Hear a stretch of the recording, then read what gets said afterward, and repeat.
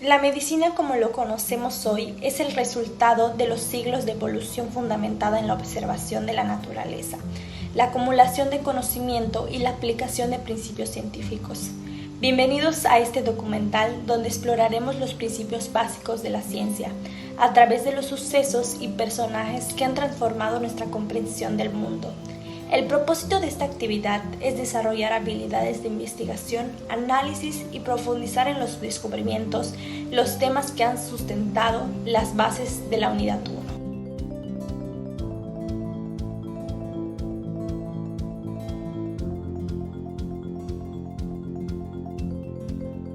En el libro de la magia primitiva a la medicina moderna se aborda el desarrollo de la anatomía patológica desde la perspectiva histórica y científica, destacando varios personajes clave que contribuyeron a su evolución.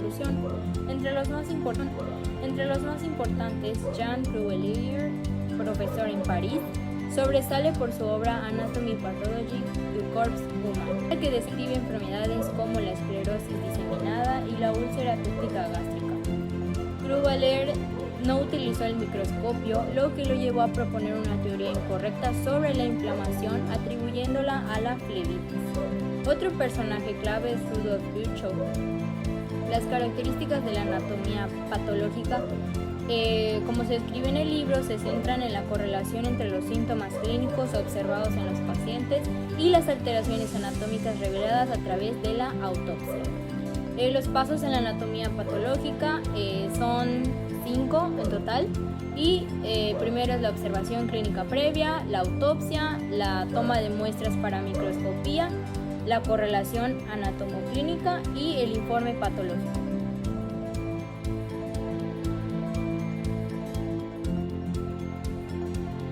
En este libro se presenta un recorrido histórico sobre la evolución del conocimiento médico, destacando personajes, sucesos históricos y el desarrollo de principios científicos que sentaron las bases de la medicina moderna. En este contexto, uno de los descubrimientos relevantes en el ámbito del diagnóstico clínico es la percusión, una técnica que forma parte de la exploración física y ha sido fundamental para la evolución de la medicina. Sucesos y personajes clave en la evolución de la percusión. El método de la percusión torácica fue desarrollado por Leopold Auenbrugger, médico vienés, quien en 1761 publicó su obra Inventum Novum, en la que describió por primera vez esta técnica. Inspirado por su experiencia juvenil al golpear barriles en la posada de su padre para determinar la cantidad de líquido, Auenbrugger aplicó este principio a la medicina, desarrollando un método que le permitió evaluar el contenido de aire o líquido en los pulmones y el corazón de los pacientes. Auenbrugger detalló cómo las diferencias en el sonido percibido al golpear el tórax podían indicar condiciones como hidrotórax, que es la acumulación de líquido en los pulmones, cavidades pulmonares, hidropericardio y cardiomegalia. Sin embargo, a pesar de lo revolucionario de su descubrimiento, sus contemporáneos prestaron poca atención a su método. No fue sino hasta finales del siglo XVIII que el cardiólogo francés Jean-Nicolas Corvisart, quien redescubrió este trabajo de Auenbrugger, lo tradujo al francés en 1808 e impulsó su popularización en la comunidad médica europea.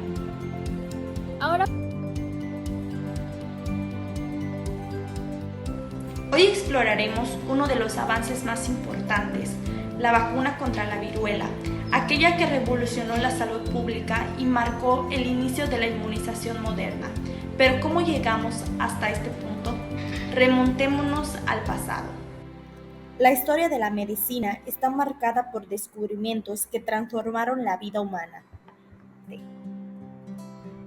Antes que existiera la vacuna, la humanidad ya había descubierto formas rudimentarias de protegerse contra la viruela.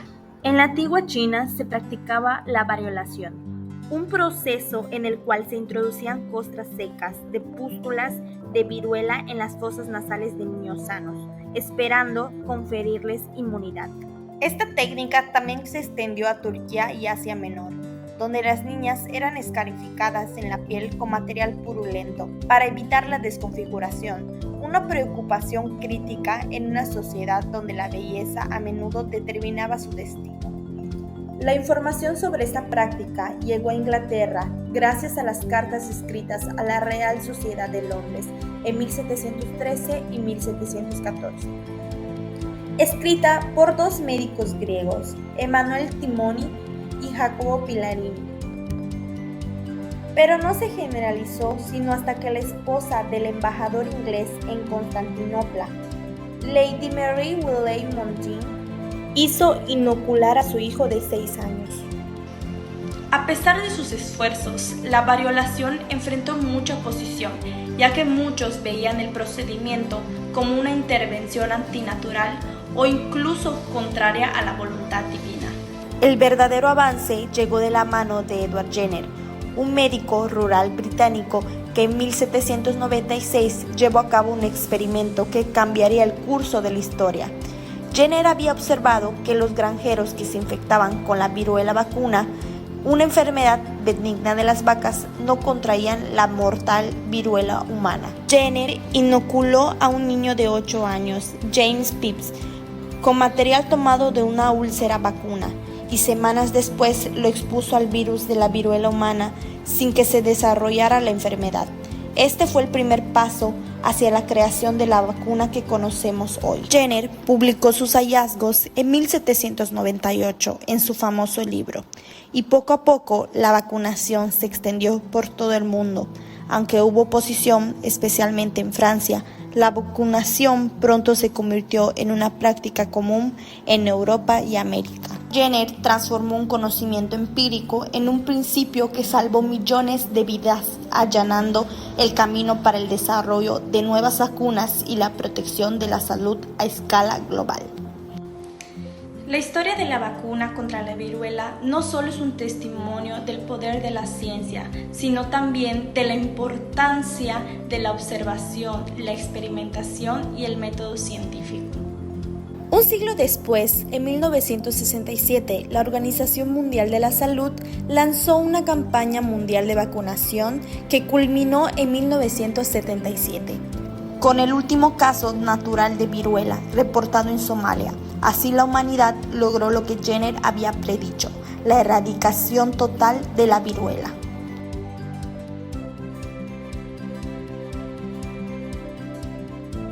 La historia del descubrimiento del oxígeno es un claro ejemplo de cómo el pensamiento científico ha evolucionado y cómo la curiosidad y la observación han... Uno de los primeros en cuestionar esta teoría fue Joseph Black. En 1754, Black demostró que al calentar carbonato de calcio, este se transformaba en hidróxido de calcio, liberando lo que él llamó aire fijo, conocido hoy como dióxido de carbono.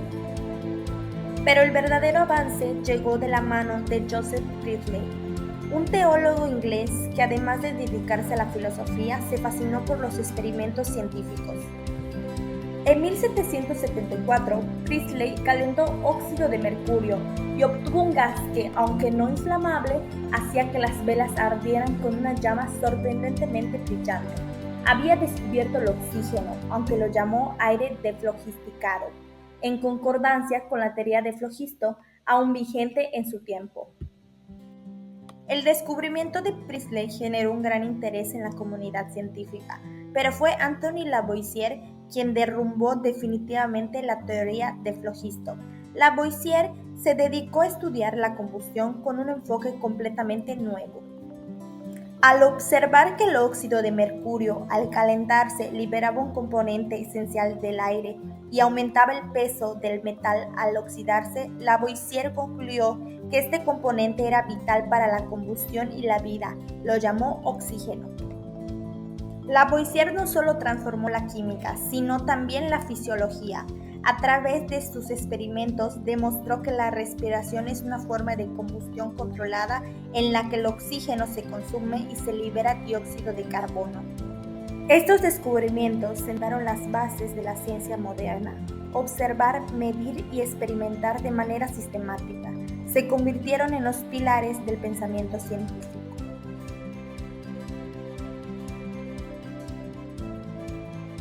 Ahora hablaremos acerca de los grandes hospitales, donde en el libro de la magia primitiva a la medicina moderna de Ruy Pérez Tamayo ofrece una mirada profunda al desarrollo de la medicina y sus bases científicas, vinculando a personajes y eventos clave a la evolución de la ciencia médica con un enfoque particular en los grandes hospitales y su influencia. Los grandes hospitales, como se explica en el texto, jugaron un papel crucial en el desarrollo de la medicina científica. Durante la Edad Media, los hospitales seguían el modelo de los valetudinarios romanos, con condiciones sanitarias deficientes, que reflejaban el estado de las ciudades medievales, donde las epidemias y la insalubridad eran comunes.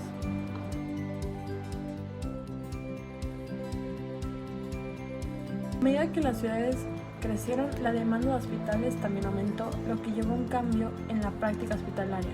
En 1656, Luis XIV Abolio creó una institución llamada los leprosarios medievales y también fundó un sistema de hospitales en toda Francia, lo que marcó el inicio de la transformación hacia una medicina hospitalaria más organizada. En relación con la evolución de los hospitales, la École de París, o sea, la Escuela de París, tuvo una influencia significativa. Personajes como Pierre-Jean-Georges Cabanis promovieron la observación clínica rigurosa en los hospitales, lo que facilitó el estudio de enfermedades a gran escala a través de autopsias. Este enfoque marcó una distinción entre la medicina de hospital y las prácticas anteriores, que se basaban más en la consulta y en la biblioteca. La observación clínica en los hospitales permitía correlacionar los diagnósticos clínicos con los hallazgos post-mortem, un método que fue esencial para el progreso de la medicina científica. En el siglo XVIII también vio el surgimiento de grandes hospitales en Viena, como el Altenheim Krankenhaus, bajo la dirección de Gerhard van Swieten, discípulo de Boherman. Este hospital se convirtió en un centro de innovación médica que influenció profundamente a Europa.